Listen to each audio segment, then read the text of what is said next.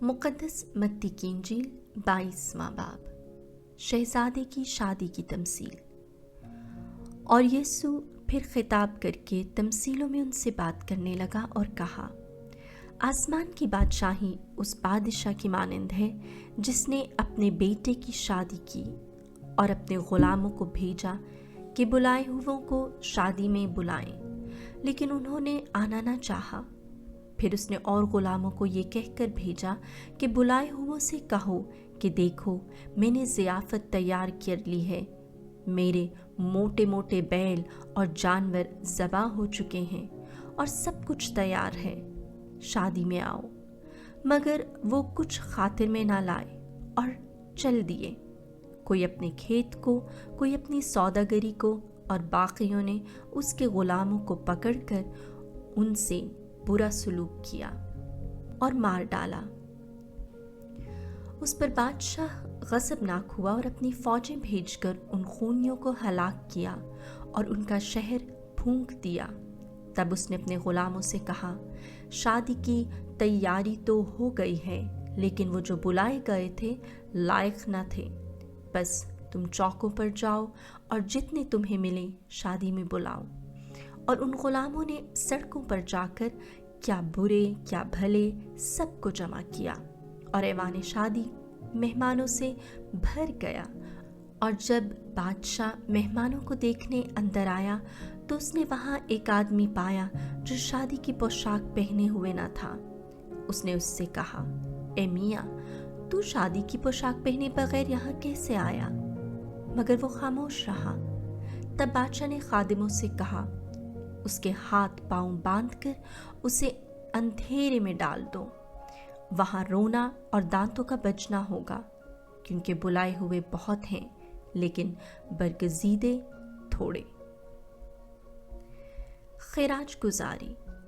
तब फरीसियों ने जाकर आपस में मशवरा किया कि उसे क्यों कर बातों में फंसाएं, और उन्होंने अपने शागिर्दों को हेरोदियों के साथ उसके पास भेजा ताकि उससे कहें, ए उस्ताद, हम जानते हैं कि तू सच्चा है और सच्चाई से खुदा की राह की तालीम देता है और किसी की परवाह नहीं करता, क्योंकि तू आदमियों का मुंह नहीं देखता।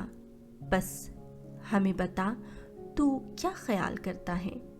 कैसर को खिराज देना रवा है या नहीं? यीशु ने उनकी शरारत जानते हुए कहा, ए रियाकारो, मुझे क्यों आजमाते हो? खिराज का सिक्का मुझे दिखाओ। वो 1 दिनार उसके पास लाए। तब उसने उनसे कहा, ये सूरत और तहरीर किसकी है? उन्होंने कहा, कैसर की। तब उसने उनसे कहा, बस जो कैसर का है कैसर को दो, और जो खुदा का है खुदा को अदा करो। उन्होंने ये सुनकर ताज्जुब किया और उसे छोड़कर चले गए। क़यामत का सवाल। उसी दिन सदूकी जो क़यामत के मुनकिर हैं उसके पास आए और उससे सवाल किया, ए उस्ताद, मूसा ने कहा था अगर कोई बेऔलाद मर जाए तो उसका भाई उसकी बीवी से बियाह कर ले और अपने भाई के लिए नस्ल पैदा करे। बस हमारे दरमियान 7 भाई थे और पहला ब्याह करके मर गया, और इसके सबब से कि उसके औलाद ना थी, अपनी बीवी अपने भाई के लिए छोड़ गया। इसी तरह दूसरा और तीसरा भी 7वें तक। सबके बाद वो औरत भी मर गई। बस वो क़यामत में इन 7 में किसकी बीवी होगी, क्योंकि वो सबकी रह चुकी थी। यीशु ने जवाब में उनसे कहा, तुम नविश्तों और खुदा की कुदरत को ना जानते हुए गलती पर हो, क्योंकि क़यामत में लोग ना ब्याह करेंगे ना ब्याहे जाएंगे, बल्कि आसमान पर खुदा के फरिश्तों की मानंद होंगे।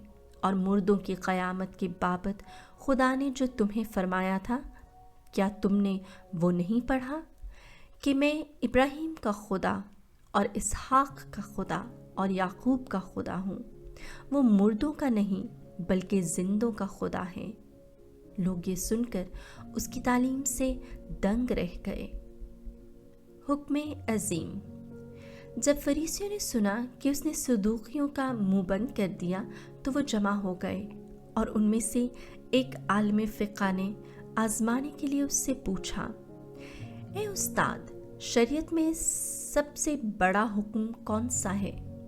उसने उनसे कहा कि तू खुदावंद अपने खुदा को अपने सारे दिल और अपनी सारी जान और अपनी सारी अक्ल से प्यार कर। बड़ा और पहला हुक्म यही है। और दूसरा जो इसकी मानंद है ये है कि तू अपने हमसाए को अपनी मानंद प्यार कर। इन्हीं दो हुक्मों पर तमाम तौरात और सहाइफ़े अंबिया का मदार है। और जब फरीसी जमा हो गए तो यीशु ने उनसे पूछा और कहा कि अलमसीह के हक़ में तुम्हारा क्या ख्याल है? वो किसका बेटा है? उन्होंने उससे कहा, दाऊद का। उसने उनसे कहा, फिर दाऊद रूह की हदायत से कैसे उसे खुदावंद कहता है, और ये कहकर कि खुदावंद ने मेरे खुदावंद से कहा कि मेरे दाहिनी तरफ बैठ, जब तक कि मैं तेरे दुश्मन तेरे पाँव की चौकी ना कर दूं। बस जब दाऊद उसे खुदावंद कहता है तो वो उसका बेटा कैसे है? और कोई उसके जवाब में एक लफ्ज़ भी ना बोल सका, और उस दिन से किसी को जुर्रत ना हुई कि फिर उससे सवाल करे।